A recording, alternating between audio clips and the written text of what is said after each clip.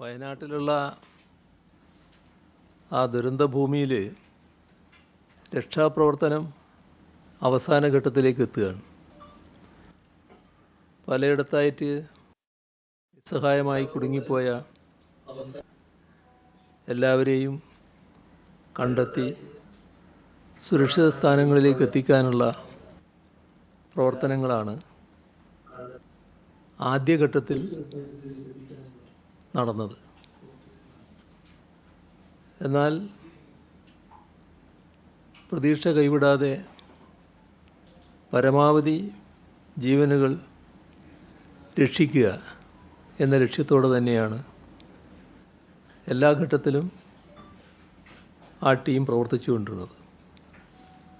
ജീവൻ്റെ ഒരു തുടിപ്പെങ്കിലും ഉണ്ടെങ്കിൽ അത് കണ്ടെത്തി രക്ഷപ്പെടുത്താനാണ് സ്വജീവൻ പോലും പണയപ്പെടുത്തി